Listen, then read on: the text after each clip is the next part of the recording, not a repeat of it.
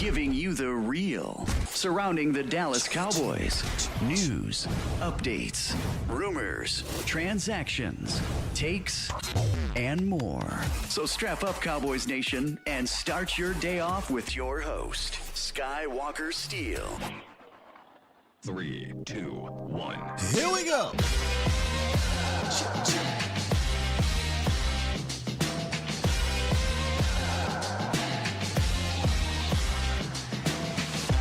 Good morning, good people. Welcome, ladies. Woo!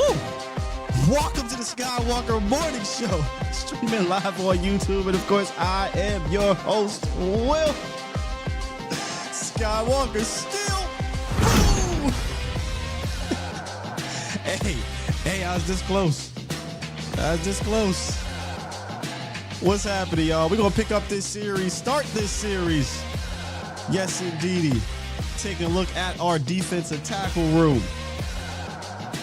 It's a lot of question marks surrounding this thing. So I had to start off the State of the Unit with this position. Also, as we get people coming up through here, I had to bring in a show with a little bit of summertime vibes because we're not getting no spring in PA. You know, I moved from Texas, so, you know, I ain't talking to y'all down there. I ain't talking to Florida people. Probably ain't talking to West Coast people. My East Coast people. Where the hell is spring? It's gone. I go outside, it's fall. It went from fall, winter, fall, maybe summer in the next couple weeks. I don't know. But anyway, man, what's good with y'all? Appreciate y'all for joining me this morning. Hope everybody is having a wonderful, wonderful week. We got jam-packed next 2 days. Today, obviously, we're going to talk about the Cowboys defensive tackle room in our State of the Unit series. Then tomorrow, me and Toia will be recapping the OTAs, which the second OTA practice open to the media is today. And I don't know if it's raining down there in Texas or whatnot or storming, but I know they definitely have a lot of heat and hot weather. So maybe they'll be inside if it's too damn hot, because that's what they do down there. You know, it'd be nice to toughen them up a little bit, but I get it. Down in Texas, that heat is totally different. What's good with you, B-Bird? AG in the building. Sully. Shouts out to those joining us over on Twitter as well as we bring this thing in. Now, for those who may have missed the series, I don't want to call it a series, just the new videos that I've been doing. I just dropped another video talking about our guy, Matt Eberflus. Some of you guys were requesting, hey, man, do a deeper dive into Matt Eberflus. And I did a deep dive, but this wasn't X's and O's deep dive. This was a different look at this situation, kind of what we were talking about before.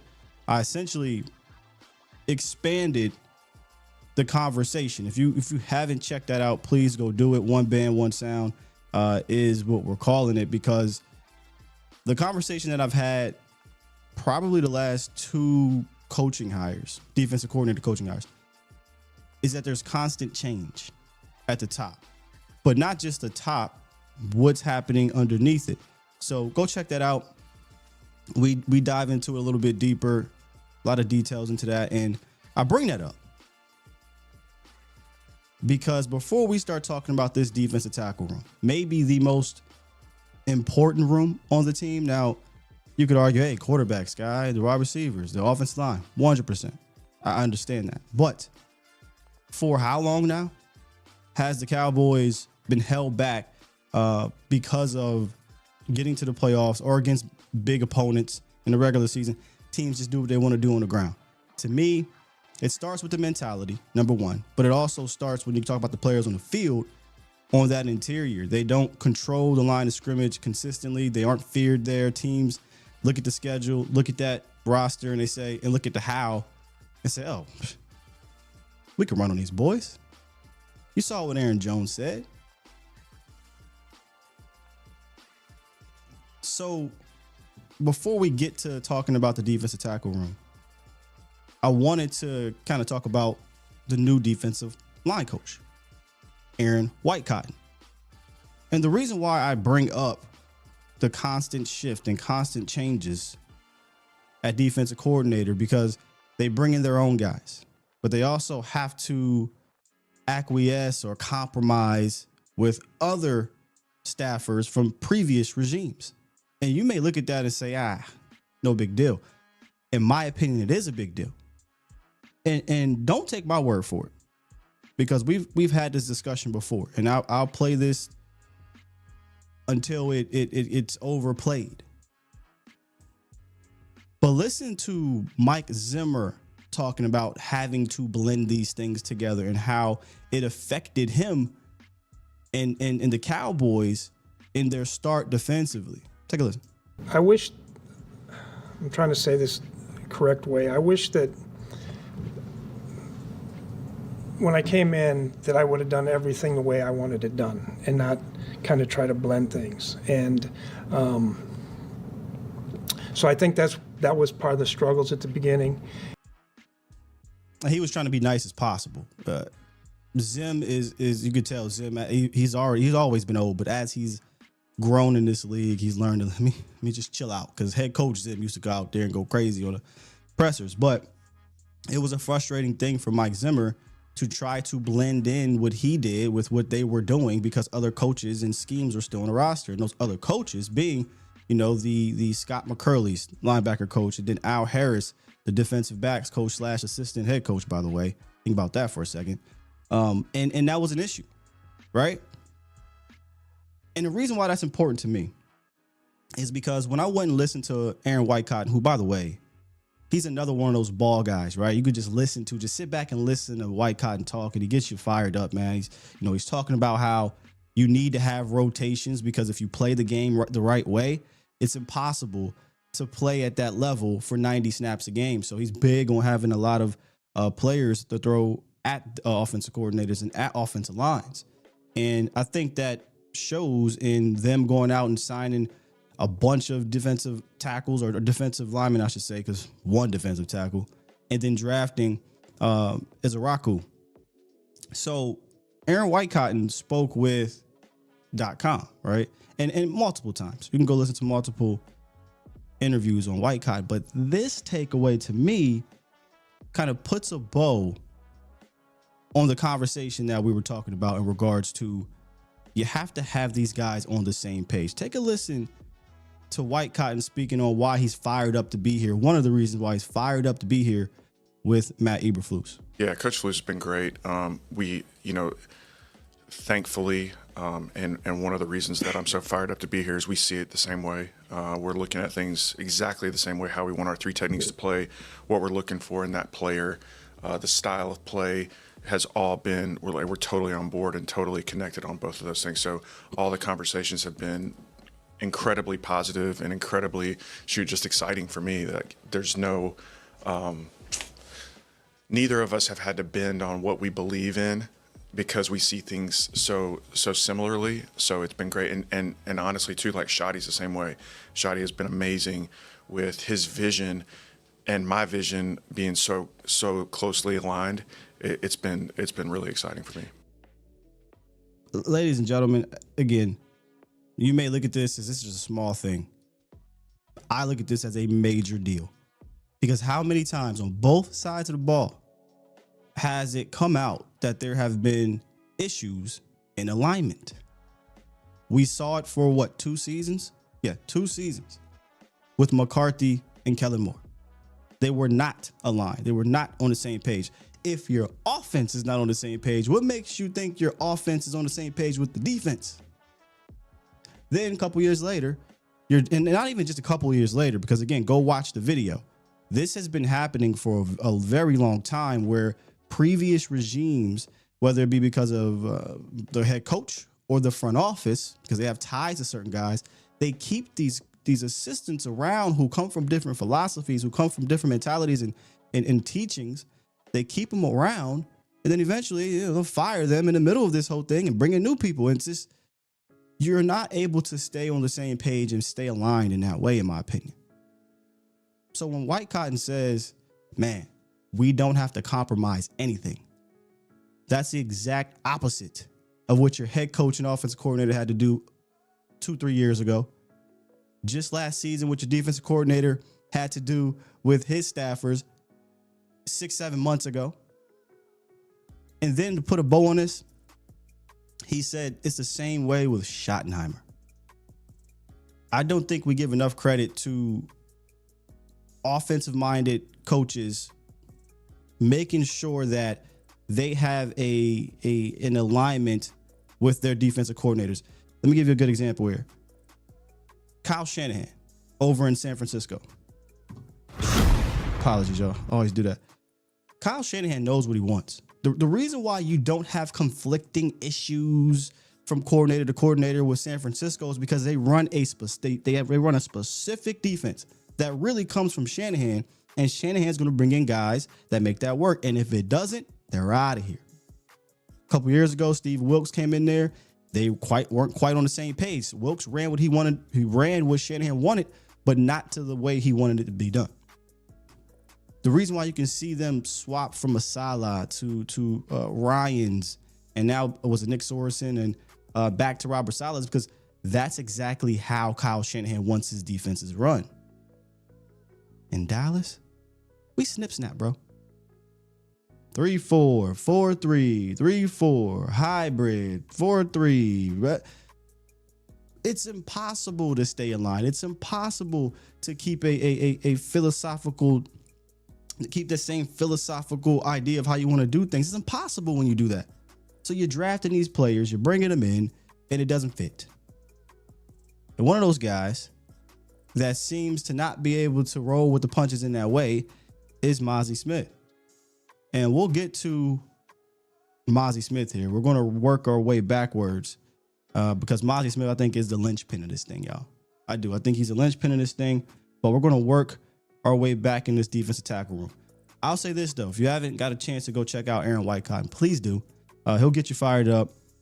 He's another one of these guys that, man, you're like, look, I'm not saying this is going to make the biggest difference. Cowboys going to win 10, 12 games or whatever, but they've done a fantastic job bringing in assistant coordinators that align with both coaches, offensive-minded coach, defensive-minded coach, and everybody is on the same damn page. Even Will McClay talked about this.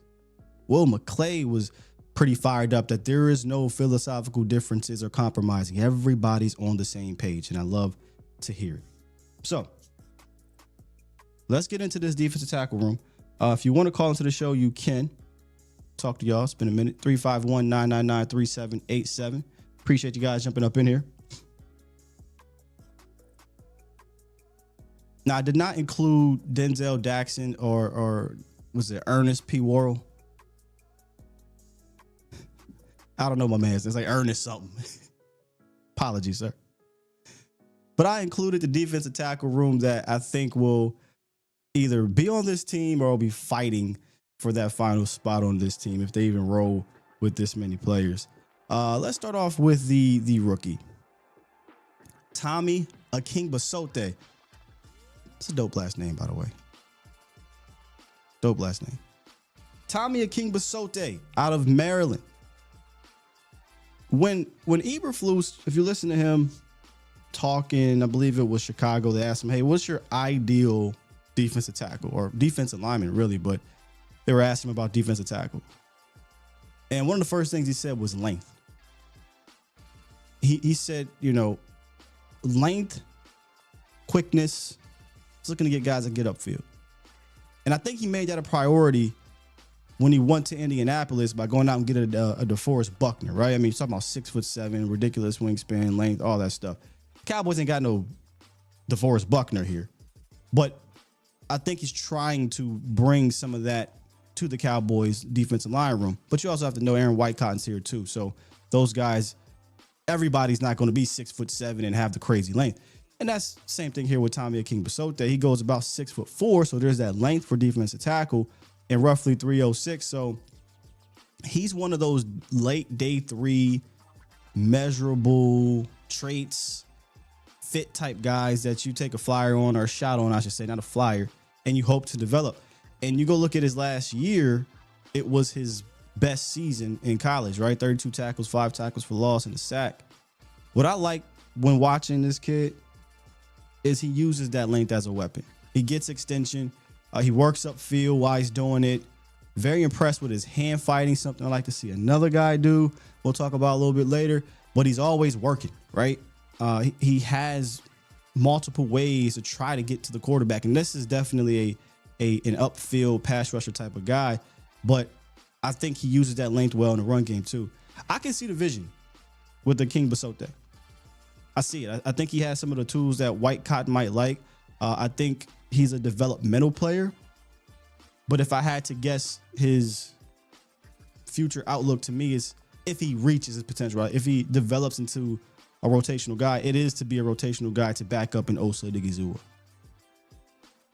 Again, we've been here before, though, with these 7th round guys. So I wouldn't put a whole lot of stock into it, but there are some tools to Tommy Akingbesote.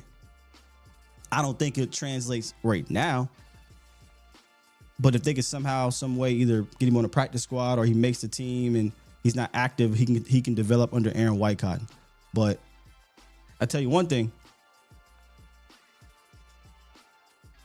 he might be able to jump a guy like Justin Rogers, another Cowboys 7th round pick back in 2024. I was actually surprised they cut him though. I was surprised they cut him because that's not something they typically do. They don't cut their draft picks. It doesn't matter if they're 7th rounders. I think that was the first time since like 2017 or something like that. They actually cut their draft picks before they got to the season. Especially because the Cowboys needed help at the defensive tackle position. But if you guys remember, back in training camp, Coach Zimmer, they asked him, hey, man, how you feel about the DT room? And do you think you need help and all this and that? And Zim was like, yeah, hopefully we get some more help up in here at nose tackle. With Mazi Smith on the roster, Justin Rogers, they just drafted on the roster. He wasn't feeling great about that room right then and there. And what happened? They went out and got a couple defensive tackles. One true nose, another big body that didn't work out. But we'll see how Flus feels once we get to camp. And that's the thing about this. I think they're treating this room like they're treating the running back room. In that we're going to get to camp and we're going to see. And maybe you could argue the cornerback room too. Those are the needs, right? We'll get to camp. We'll see who elevates, who separates themselves. And if nothing comes of it, we'll go out and get somebody. Me personally, that June 1st thing is hovering around and you know, some teams might make a move and the Cowboys could, every team can make a move and it doesn't affect certain aspects of their team. So maybe they're just waiting around for June 1st. But I can't foresee them looking at this room right here and being like, yeah, we don't need to pick up the phone. We got a Justin Rogers. Nah, not at all. But let's see if Justin Rogers can play with that damn chip on his shoulder and elevate his game, because he has the size, you know, 330 plus, 340, whatever it is. He's got the size, but it's not all just about the size. That's not what she said. Let's get to Jay Toia, or Jay Toia. I think that's how you say it. The newest member of the bloodline, probably. I mean, because they just rolling out of my wrestling fans. Y'all see, it was a JC Mateo, a.k.a. the Samoan Rhino. Yeah, I mean, they don't run out of bloodline members. But I'm just happy we got one. Jay Toia played rugby growing up, and he comes from a family of football, right? All his brothers and siblings, they all play at the line of scrimmage. And I'm going to try my hardest not to hype up a 7th round nose tackle. Try my hardest here. He's a day 3, 7th rounder. But I think Toia has a place in this league. Let me just say that. He has a place in this league in the long run, especially if this pendulum swings fully back to the ground game in a drastic way, because it's already swinging, right? It's already evening itself out after being overly a passing league. If it has that full-blown swing, guys like Toia actually fit moving forward. He's every bit of a throwback in regards to nose tackle, every bit. 6'3", 342 pounds, just a aggressive player, man. I think he has some impressive snap for a big fella. I don't want to use the word twitch or nothing like that. He's 340 pounds, but he's got some real snap to him, some real pop that he gets on defenders. Now, the problem is he doesn't have that length, so if defenders get on him, he has to fight a little bit more. But, man, if he gets up on that offensive guards or center's chest, he going to move you one-on-one. And I like that the UCLA coaches called him a selfless player. So you know he's going to do his job and make the life easier for the linebackers, right? If you've been following me back on the other channel, you know I often say this about what I want from my defensive tackles. I want them to cause accidents sometimes. Not just be traffic jams, not just take up space, which is required in certain schemes, but to cause those accidents. And with White Cotton and Flus, they do want these guys to do exactly that. They want these guys to be attacking. Go listen to what White Cotton said. We want to attack. I think he can, for a big fella like that, he's aggressive in that way. And he can sink in that dirt, dude. Like if he roots himself down, you're not moving him, especially one-on-one. And I think he deals with double teams well as well. So Toia, I think he has all the ingredients of a typical A-gap, B-gap player, nose tackle dude, space eater. But that's where you want him, A-gap, B-gap. If he has to chase down the line of scrimmage, get out C+, that's not his game. That's where he'll probably struggle in this league. And that's exactly why he's not a 3-down player. He's a 2-down player. But again, as much as I love the upside of what he can bring to this team, he still is a 7th round pick. And if you're talking about, hey man, just give this guy a chance, if it's year 3, let him develop. It takes a long time. What makes you think that's not going to be the case for a guy like Jay Toia? It could take some time, which is why a lot of us are screaming to go out and get a veteran dude, not just any veteran dude, which, by the way, not only are we going to talk about the defensive tackle room, I got 2 options, 2 veteran options that we'll talk about later on in the show. One we've brought up before. Another one you have not heard of just yet. I promise you have it, but he's a very intriguing player that I think, look, I'm not saying he's going to move the needle, but you need help. And I think he could come in here and at least help. So I really like this kid, Jay Toia. I think they might have to lead on him. If they don't go out and get anybody else, he's going to be a part of the rotation. So he's going to get trial by fire, baptized. And this is the thing, right? If he gets thrown in there early and he has his issues and struggles, understand this is a 7th round pick that is being forced to probably play more snaps than he needs to be playing early on in his career as he's developing. And even if he's a 3rd or 4th or 5th round pick, he's still a rookie. Day 3 pick. That takes time. So when that happens, don't throw the baby out the bathwater so damn fast, because you know how we get here in Dallas. You know how we get. The minute they get him out of here. Get him out of here. Y'all doing it with the other dude, the other 1st round pick. We damn near this close with Mazi. And I'm one who, all right, look, Mazi struggled in year 1. Let's see something year 2. Now year 2, I ain't see a whole lot either. And now I got questions. But for a rookie, let's slow down a little bit. If he goes out there and he struggles, he's still a rookie at the end of the day. Camo says setting him up for failure. That could be if they don't, in my opinion, address it the right way. But it is what it is. Let's hit the phone lines real quick prior to getting to our top 3 guys with the D-line. 270. You are live. What's up? What up, Skywalker? You doing all right today, sir? What's good with you? Let me turn you down a little bit. My bad, chat. Go ahead, brother. What's on your mind? Good, man. I got a deep voice.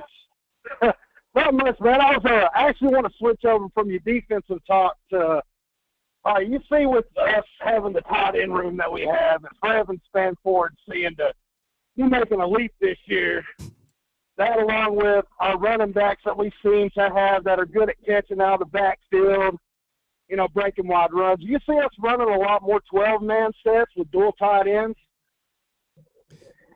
Probably. Maybe in bunch formation? Probably. I know 13 for sure. If you look at the history of our new offensive coordinator, Clayton Adams, he loves to run a lot of 13 personnel.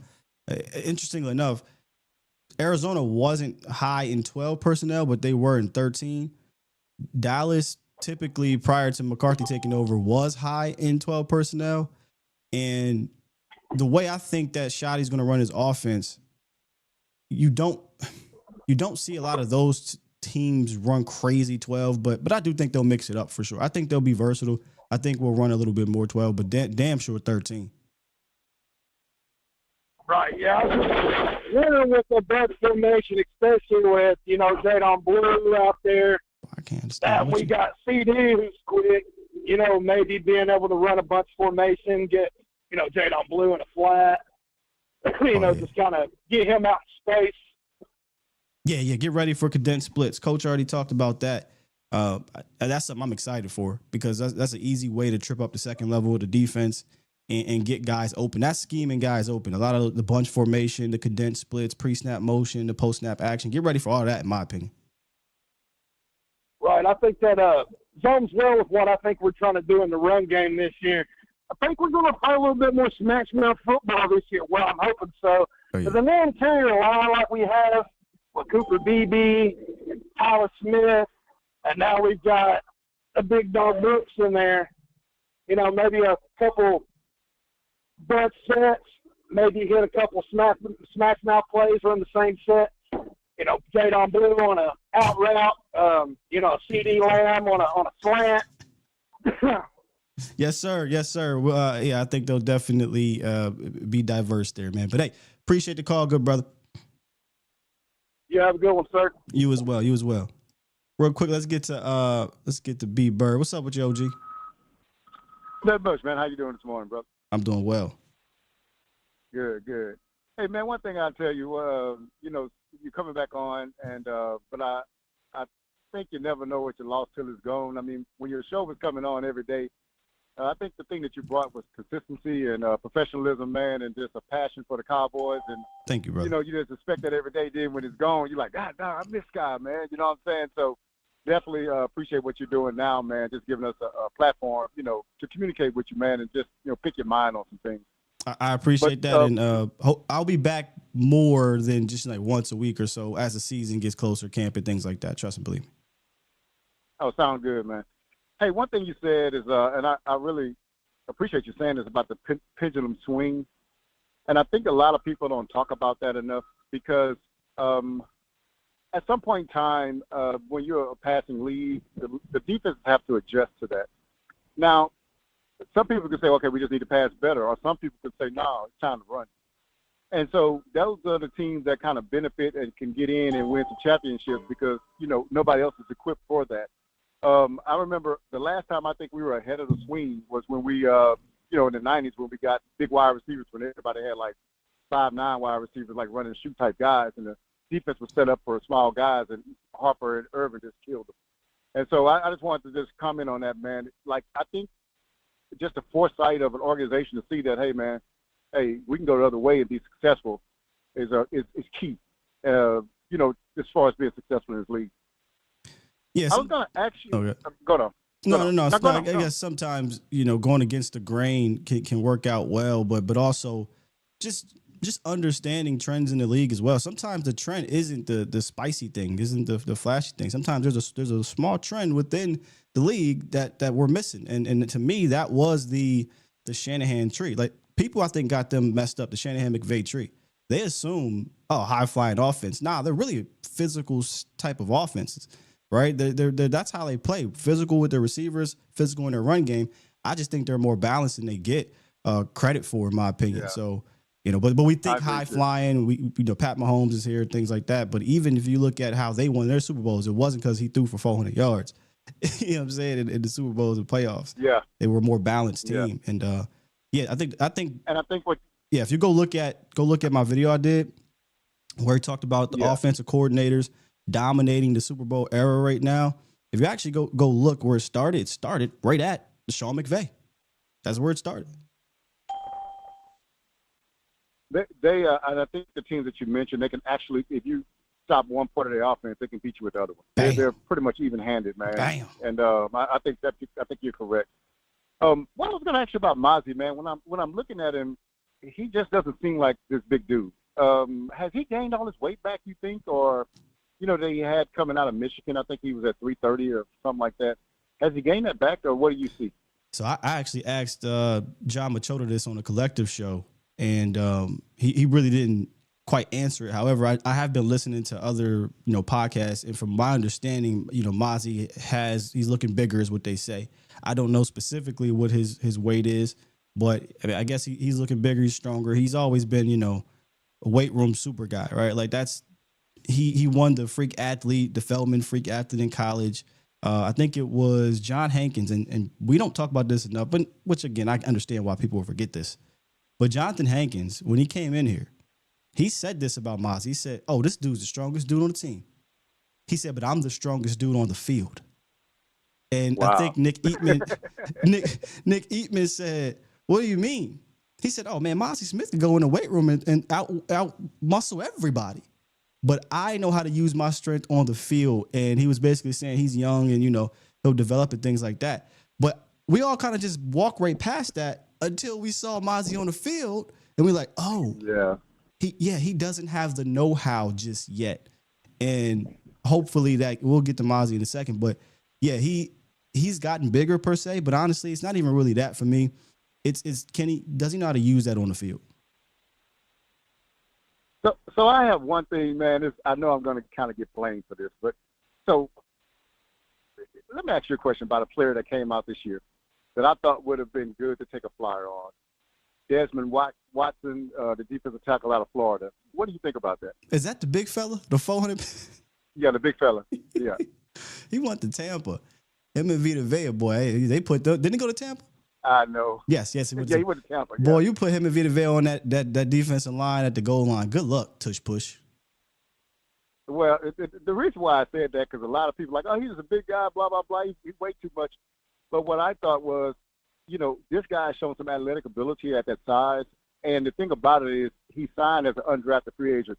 What do you have to lose? In that situation, what I do is I go find people that have traits that's different than everybody else. Like if it's a wide receiver that runs a 4.35, but he runs bad patterns and boy, his hands are suspect. Oh, we can work on that. This is an undrafted free agent. I'm not, it's not like we out of a lot if he doesn't work. So with Watson, especially when we need in the middle a run stopper, I thought that was a great opportunity to get that. Well, let me say this: had they not went out and got Jay Toia, yes, but there just was no need, I think, to bring him in after you drafted Toia. He's 340 plus pounds, so he basically what you getting out of the Florida kid, and I actually think he's better with a higher upside. And if he kind of develops those little nuances, and of how these pro level offensive linemen are going to attack him, I think he's going to have a long career as a run defender. So they got that guy you're talking about, but I think they got a better guy. So I just didn't think they probably. Well, I felt a lot better when we got him. So I was like, okay, we got him. Because you do need a bigger guy because, like Hankins said, Mazi's strong, but sometimes you just can't.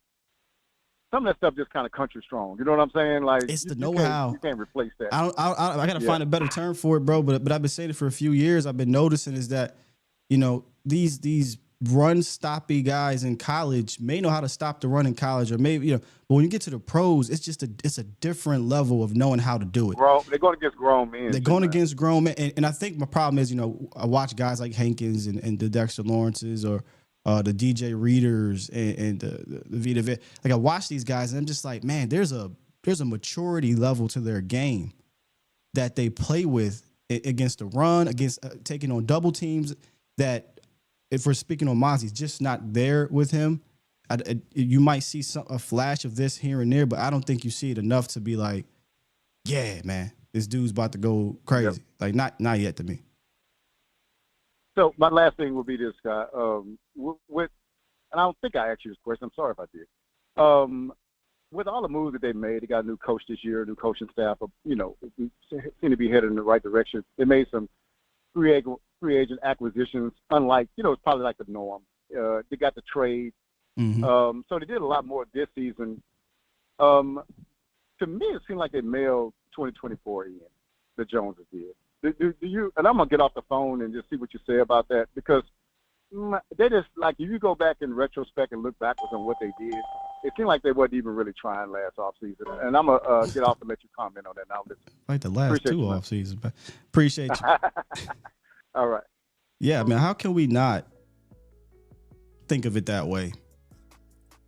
When your only outside acquisition from March to when they bring in up, July, whatever it was, where they brought in Carl Lawson, was Eric Kendricks. And the rest of the guys were, Carl Lawson, who had a fantastic year, by the way, a 37-year-old defensive tackle, and Jordan Phillips, who, he went back to Buffalo and played pretty decently for them, but obviously you didn't know what the hell to do with him here. And look, we can say we want to say he looked like trash when he was out there. So, yeah, I mean, and then the year before that, or 2022, who was it? James Washington was like one of the only guys they brought in, I think, something like that. Maybe Dante Fowler. I think Dante Fowler might have been the other guy. But yeah, they weren't active. It was frustrating because what happened in 2022. I thought they were reactive, and that's when they went out and got Cooks and Gilmore, and we, gave them a pat on the head and said, "Good job, you did a good job. Should have did that before, but hey." Then what happened in 24, they kind of got a little reactionary in 25 and signed 17, 11 Jags, and hopefully one of those guys, pops. And I think there's a couple of them that have a chance to be a part of a rotation and help your team. We'll see how much. But then they got Pickens. And I think you can kind of see Stephen Jones and the coaches and the players and the fan base get a little fired up when they do that, because to me, all right, cool. Yeah, you were a little reactionary, but at least you went out and you made a move that moves the needle. That shows me that you have the ability to do it. So can you do it again? Stick around. I got two guys we're gonna talk about where I like to see them make a little move here or there, or just be patient. Maybe one of these guys will fall to you. Maybe they'll fall to you.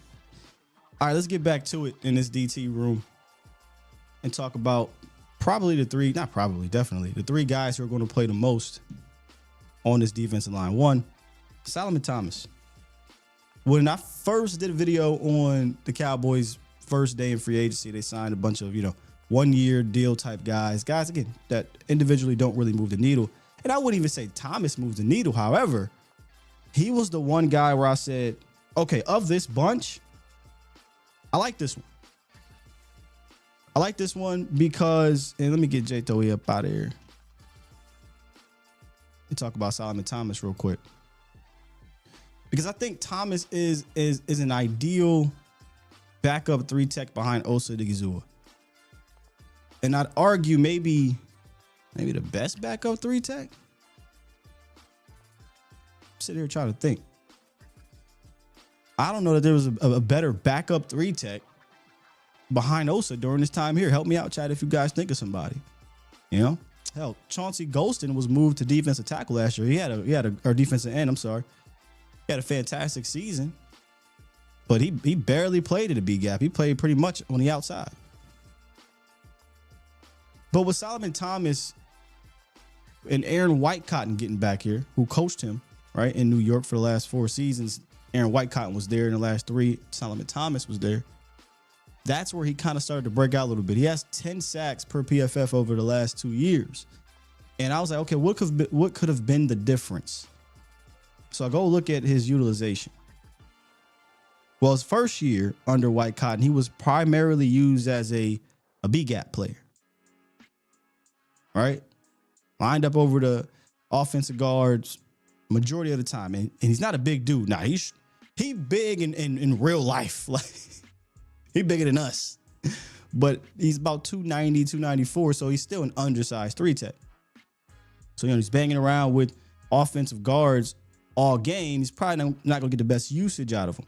So, he only had, 88 snaps over an offensive tackle that first year? Well, after that, the last 2 seasons, 400 snaps he lined up over a tackle. And he doubled his pressures from his first year under White Cotton to his final season. Now, not every pressure or sack or big play came from him being on the outside. But what that does is it keeps him a little fresher, right? Because he's not banging around with these 330-pound guards. That's not his game.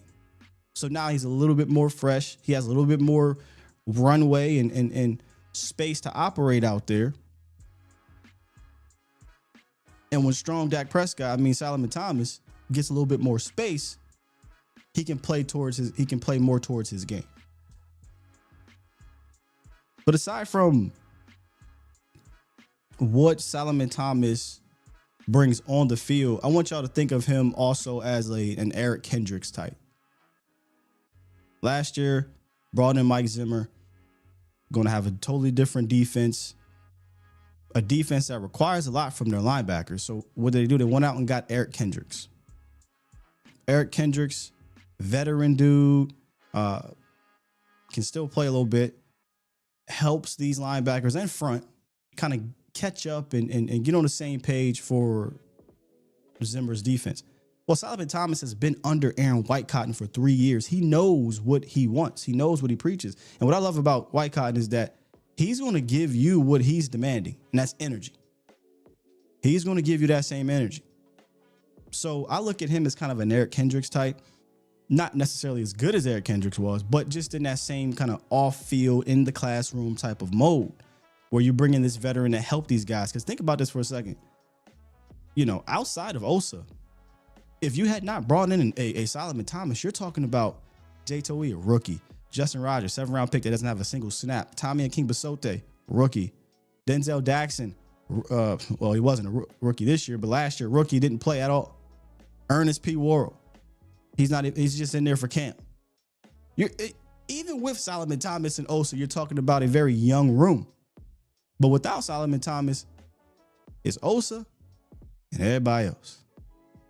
From a veteran, from a productive veteran type. So he may be just as important off the field. But I said this on the collective. I think he's going to be a big help to Osa. Well, how, Sky? He's not a one tech. He's not going to help keep Osa clean. No, but he'll help keep Osa fresh. Because the way I look at what happened with Osa Odighizuwa, and now let's talk about Osa real quick, right? Signed the 4-year, $80 million deal. Got the bag, which we knew he'd get the bag, right? How I look at Osa is kind of how I looked at what happened with Micah Parsons last year when he was off the field. I talked about this with you guys many a times. You saw the difference from a pass rush standpoint, from an athletic standpoint, when Micah left the field, meaning he got hurt or he just wasn't on the field. When Osa was not on the field, you lost that interior pass rush, that juice. Solomon Thomas is going to help that. So if Osa doesn't have to play 85% of the snaps later on in the year and he can float around that 70%, because you heard what White Cotton said, if you didn't go listen, he wants these dudes playing till their lungs are on fire. If you play the game the right way, there has to be a rotation. So I expect Solomon Thomas to actually play a good bit here. And if they can keep Osa fresh, when we get to those kind of pass rushy NASCAR package types, Thomas is really a big-ass defensive end if we keep it in the bean. Throw him inside, Osa inside, rush the pass. You get Micah, Sam, or Micah and Dante. That's a really solid unit of pass rushers across the line.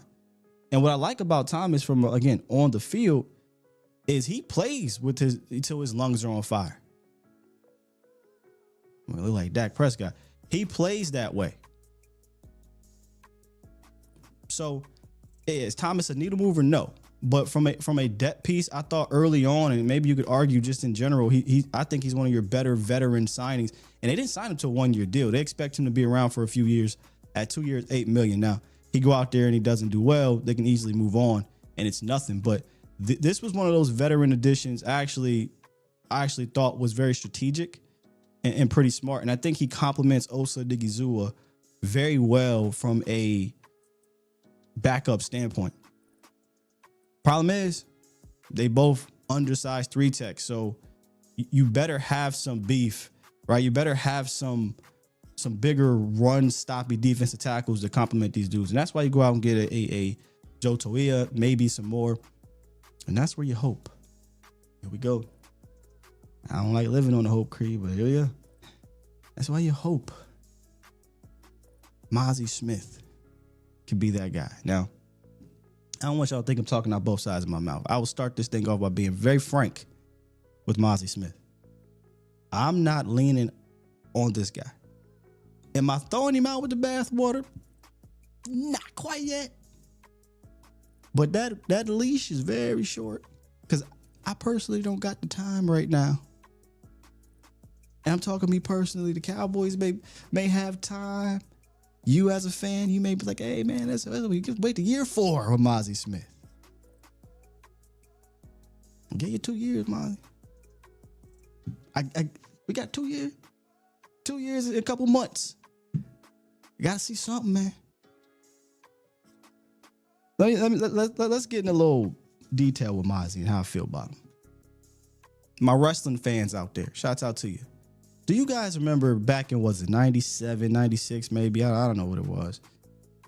There was a bit, there was a storyline with Shawn Michaels where he says, very famous line, I lost my smile. What does that mean, Scott? I lost my smile. He didn't have the passion to do this anymore. Now, to the viewer, oh, this looks like, okay, it's just a story. This was real. This was a real life situation playing out behind the scenes with Shawn Michaels. He was going through it with, mentally, drugs, alcohol, just a whole bunch was going on with Shawn Michaels, and he legitimately lost his smile. I say that because I feel like when I watch Mazi play, when you hear about the things behind the scenes, when you hear him talk, Mazi lost his smile. Mazi lost that passion. And some will say, Scott, he ain't never had it. Because people will say, he flat out told us, I don't like football. I just like hitting people. I laughed at it. I ain't gonna lie. I didn't take it to heart. I didn't think nothing of it. But then year 1 happened and real life things happen. Mentally, you can struggle with things. And he struggled mentally and it affected him physically. I know a lot of people were blaming the defense coordinators and coaches. That wasn't the case. All that came out and cleared up. They ain't asked that man to go down to 305 and 290 something. That's not what they asked him to do. They might have asked him to play differently. And that you can criticize that, but they did not ask that man to go from 337 to sub 300. That ain't even healthy. Well, yeah, he didn't want to do that either, JL23, but I'm not sure how much you really know about HBK. Go look it up. Shawn Michaels was honestly, and again, sorry for breaking this up here. I'm glad that happened because if Shawn Michaels didn't take a proverbial break, if he didn't literally mess his back up and take a break, we might not have Shawn Michaels here today. My favorite wrestler of all time, him, Stone Cold, Rock, we might not have Shawn Michaels here today. He was that messed up in real life, and they used it as a storyline, and the rest is history. So he came back, and he was a whole different Shawn Michaels, right? He found Christ, and he was moving different, and his whole life improved. And thank God, because we wouldn't have had Shawn, man. We wouldn't have had him. I'm not saying it's that drastic for Mazi, but the whole lost my smile thing, I think is legitimate. I think it's real. He struggled his first 2 years with it, and I'm just hoping that a guy like Aaron Whitecotton can help him find that smile, help him tap into some of that potential. Because when Mazi plays pissed off, you see some of what makes you say, that's what they saw in Mazi Smith. All right.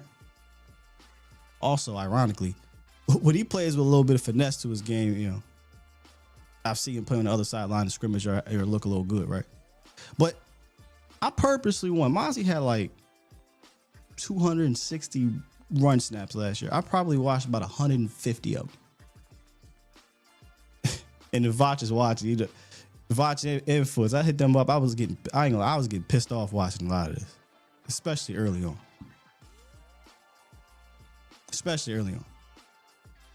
Because you still see he's laid off the snap. I don't think he's really good with his hands. Like watch how Solomon Thomas or Osa, hell, even Akingbesote, man, like their hand fighting is crazy up there. There's this video of, and look, I'm not saying Aaron Donald, these guys are Aaron Donald, but Aaron Donald literally training with knives with his hands, dog. Like, dude is ridiculously crazy. But anyway, I'm not saying he's Aaron Donald, but you see the difference between these guys and Mazi, right? The double teams. I don't know if it's because he just gets up so high. I don't know if it's because he's so laid off. I just don't think he takes on doubles well at all. Now, if he gets singled up and he does get off the snap well, he has a long arm, right? He has that mean streak to throw you around one-on-one and things like that. So you see that flash from time to time. But if his job is going to be to take a lot of double teams, he does not do that well, in my opinion, at least not consistently. And we're talking about run game here. I didn't go watch pass rush snaps. I just want to specifically take a look at the run game snaps, because I wanted to make sure what I saw and reviewed and evaluated during the season added up. And it did. It did. So I don't know, man. When you see Mazi Smith flash, I think it's when he plays with that good leverage, when he does get off the snap well. He uses the long arm pretty good. But this, I don't even want to use the word flat. Like, I guess you can call it flashing when it happens from time to time. He'll have a game, right? If you want to call flash game, he'll have a game, right? He's beating up on maybe the Giants or something like that. But if you're really just watching this whole season, I don't know how you come back and you say, oh, yeah, we don't need no defensive tackle help, man. We're going to roll with Mazi, because year 3, he going to break out, right? That's what happens. He has to break out. No.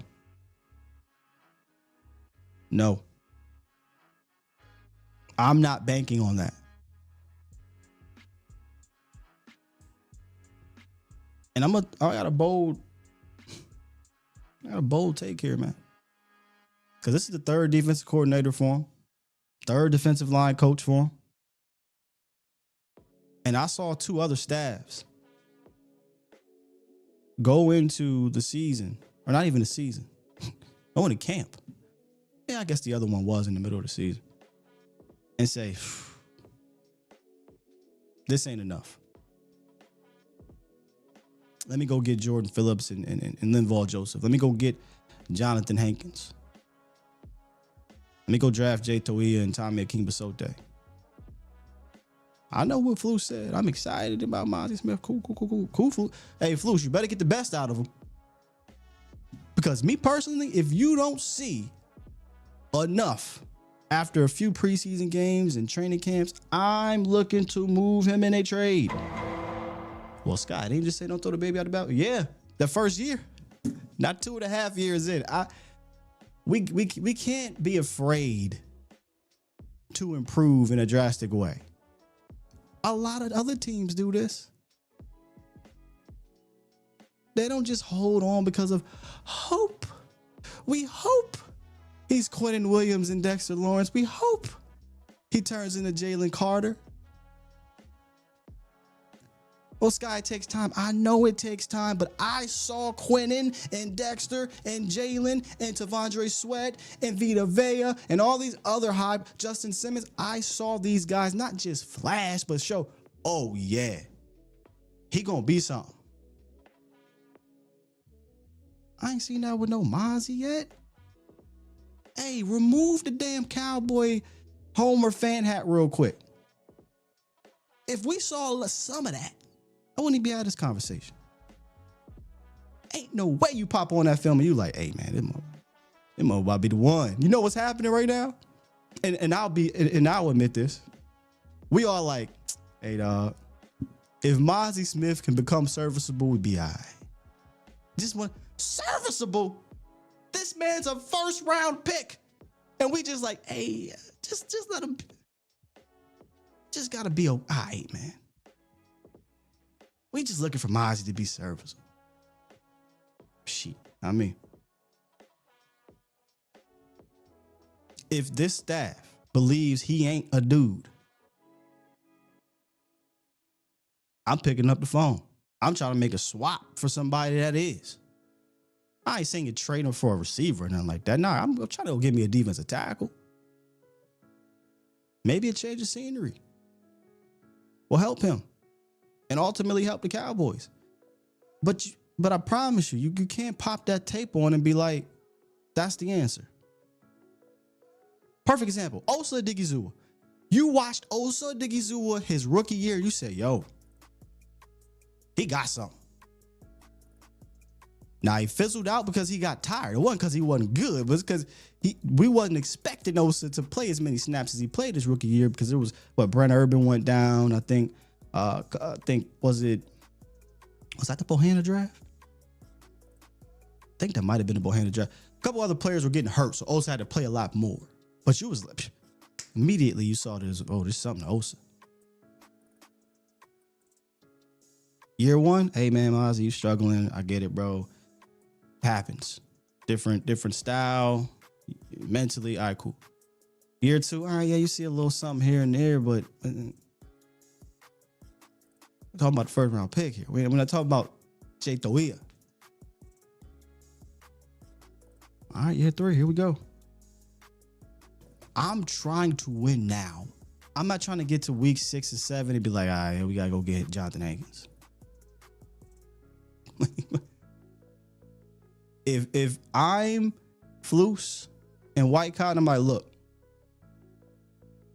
the hard eval on him starts today. From January to August. If we don't see it, we have to try to improve. We have to try. I want to do it now, but I get it. Wait to camp and all that stuff. So, long story short, this is critical year for him. And honestly, if they're only going to roll with this unit, y'all let me know who the most important player is. For me, it's Mazi Smith. If this is going to be the unit, not the $80 million guy, I know what he going to give me. Not the veteran. Pretty much know what Solomon Thomas going to give me. We don't really know what the rookies are going to give you, right? And Jay and Akingbesote, but I'm not relying on no damn day 3 picks to get us over the hump. Mazi Smith becomes the most important player, maybe in the entire defensive line or defensive room. Damn sure the defensive line. Because if we can get Mazi to be a dude, changes everything. Changes everything. You said the hard eval starts June, August. Nah, bro. It starts soon as they hired White Cotton and Flus. January to August. How's he looking in the meetings? What is he like in the weight room? Reporting to OTAs. Is he first one in, last one out? Are we seeing a noticeable difference in his get off, in his technique? Is he asking the right questions? Is he dialed in? You hear what who was it? Coach Schottenheimer. Coach Schottenheimer said about Eazy-E, Donovan Ezeraku. He said, man, when Eberflus or was it White Cotton is talking, I have never seen nobody so damn focused on what he's taking it in. And then he's asking the right questions. And that was another thing about this regime is they're looking for the character traits in these guys.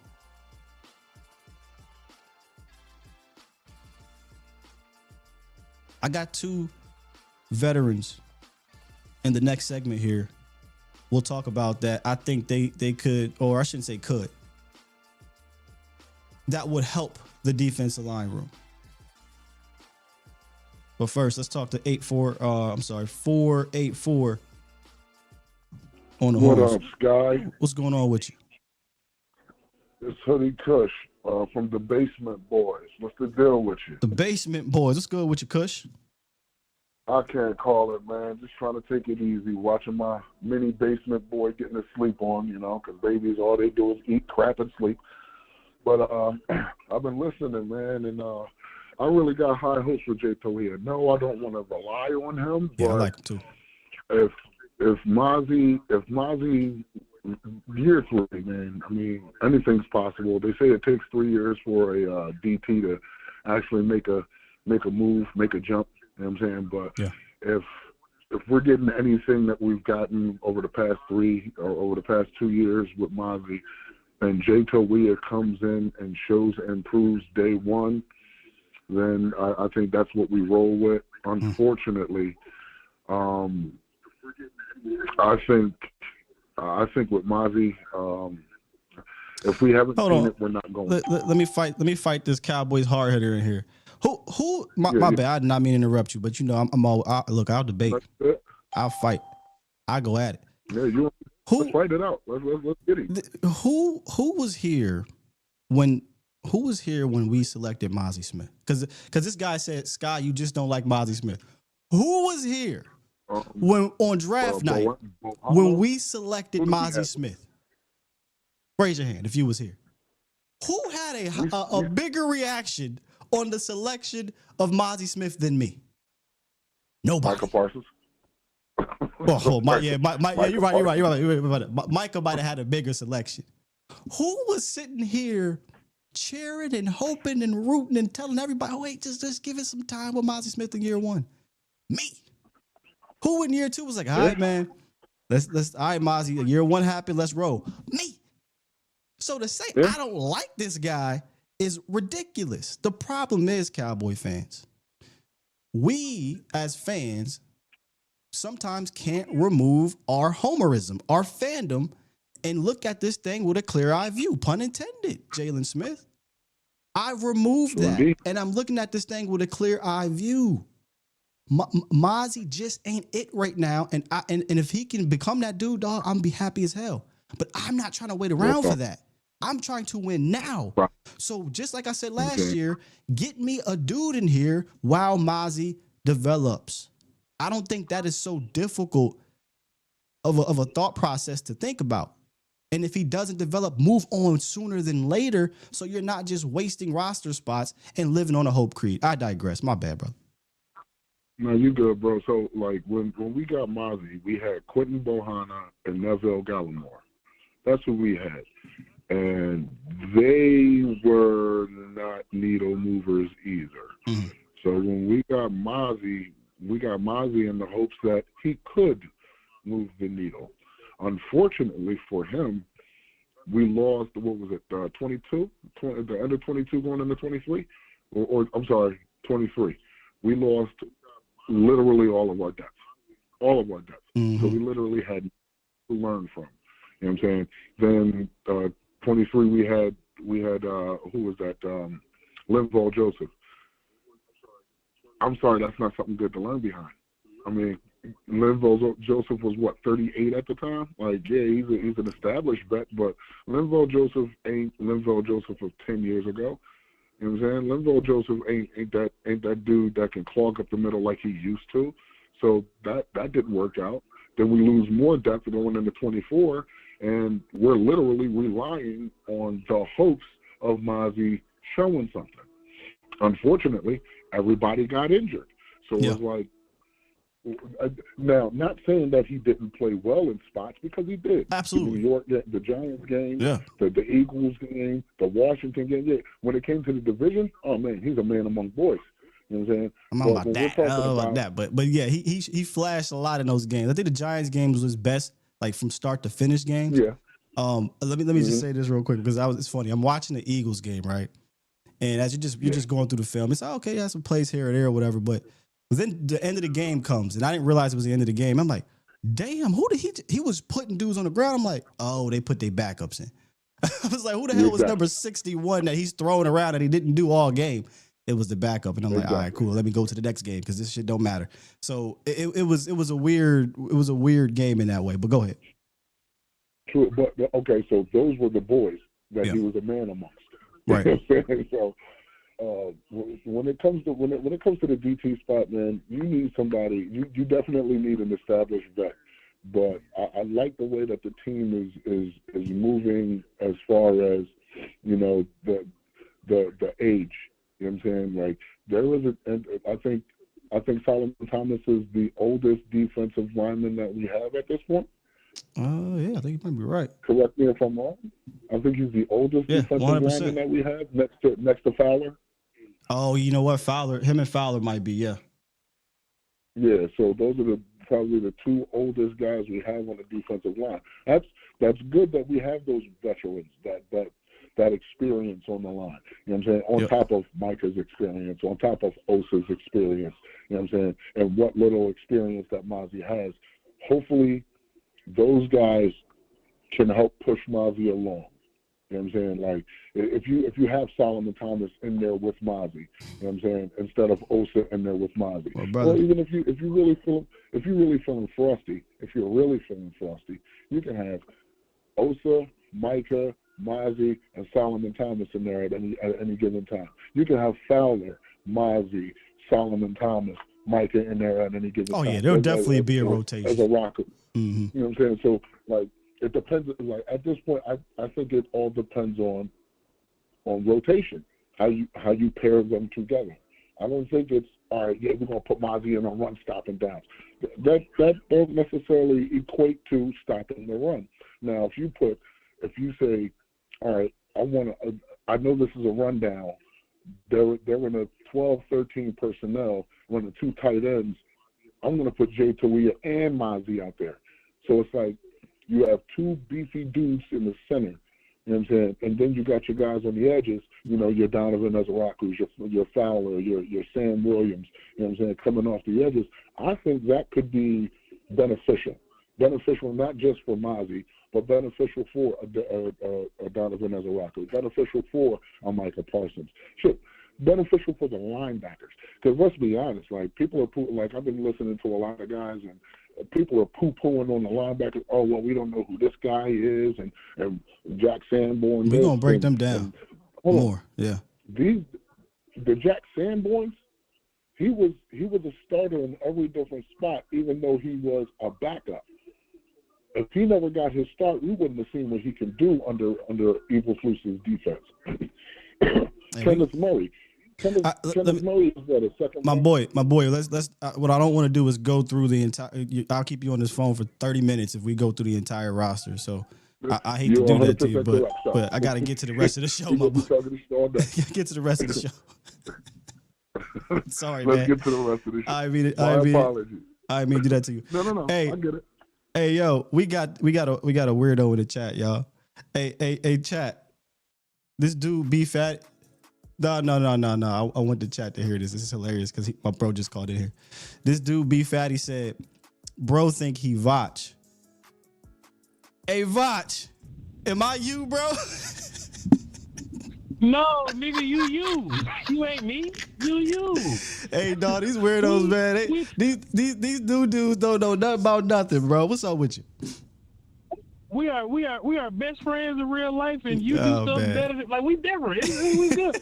But hold on, sir. Hold on, wait. Time about my boy because I had an intro playing. Wait a minute. Oh, go ahead. Good morning, good people. Welcome to A to Z. Oops, Messed that one up. Yeah, messed that one up. Oops, Dog, you almost gave the people the plug, dog. I did. You almost sent us back to the other side, my boy. I did, bro. Look, it's because I got to change the damn names in my buttons. I have to look over the subconsciously. Muscle memory happened and that whole thing, bro. Hey, man, it's all good, man. I thought you was Weezy F Baby, man. He said, oops, Anyway, my boy, I was thinking about D tackle, man. I just wanted to ask you something. I don't have an answer for this. Mm-hmm. I just wanted to ask you something, right? When we look at D tackles, I normally separate them in two different kinds of guys because the rare kind of defensive tackle are normally like the 3-tech upfield kind of dudes, right? But when you talk about these run-stuffing 330, 340-pound characters, those are typically the 7th-round pick dudes, the dudes that got one job, first down, second down, and get off the field. Scott, let me ask you this. Vice says this. Do you think Peanut Butter Justin Rogers, if he shows up as Peanut Butter Bohanna type, is that enough for you? You know what I'm saying? Ooh. I understand you want DJ Reader. I do too. You know what I'm saying? But if your job is to be heavy kid in the middle, Scott, we was at Camp Dog. We was like, hey, what's going on with Bohanna, bro? He finna, you know what I'm saying? Peanut butter do that to you. I don't want to lean on Toia year one because he ain't peanut butter Toia yet. He 340, but he ain't peanut butter Toia yet. At least Justin Rogers is peanut butter Justin Rogers. Scott, let me ask you this. If he's peanut butter Justin Rogers and he looks like peanut butter Bohanna, would that be enough for you? I mean, look, I'm not going to sit here and knock anybody if they improve. If Justin Rogers jumps, if we're talking about pushing Mazi now, right? That's basically what we're talking about. Yeah, pushing Mazi. I mean, Justin peanut Rogers butter Bohanna was about to sit Mazi ass down for sure. What I'm saying, if he pushing Mazi, hell yeah, we good to go. Let's roll. And I think that's what they're like. I think that's what they're trying to do. Get to camp and see which one of these dudes elevate themselves. If not, let's go out and let's go get a dude. But I like to be more forward thinking in the sense I'll go get somebody now. However, I get that everything can't be that way. You gotta wait and see with some of these dudes. And maybe Justin Rogers could have. Now they cut his ass. Different staff cut his ass, but they cut him, brought him back. Yeah. He doesn't have a sponsor in this building except for the front office. He doesn't have a coaching sponsor, so I don't really know how to feel about Justin Rogers moving forward. But hell yeah, I mean, if he takes a jump, we were talking about Quinn, and that's the thing about Bohanna, bro. Like that year we went and saw Bo. Yep. He took a jump. Like we was like, yo, Bo was doing 3-tech things. You know what I mean? Bohanna's looking like, and he started off pretty solid. Got hurt and then kind of never bounced back. But yeah, I'd be all for it for that for sure. I think they really like what they're gonna get with Solomon. Osa's Osa. You know what I'm saying? I'm not the biggest fan of them leaning on Mazi like that. I would love it if, Mazi was a little bit better walking in. That'll make me feel better about trying to trust Justin Rogers or whatever. But, man, Will, I tell you what, if Justin Rogers could be peanut butter Bohanna, I think that's one positive step in the direction, right? Because look, we talking about a 2-down roll here. Like once we get the 3rd down, NASCAR package, Osa's gonna be the 1-tech, Marshawn's gonna be the 3-tech. All your pass rushes coming out. That's different. But like 1st down, 2nd down, pass rush guy. Also too, Will Steele, just another little element to it.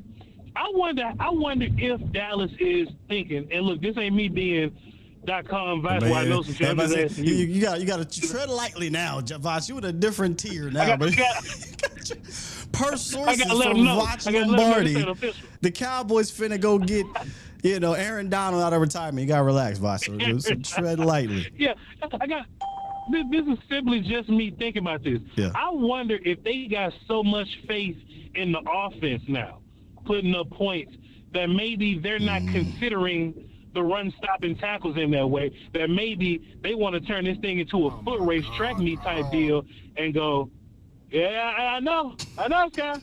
Because look, Scott, because if you can't stop the run, the niggas go quick. They still put points on the board if you can't stop the run, Scott. I just hope they're not feeling that way. The reason why, oh, man, did I just get shut down? Hold on. Whenever you're ready. Good? Oh, well. I think I might have. Hold on. We're still streaming and recording. It's happening in the background.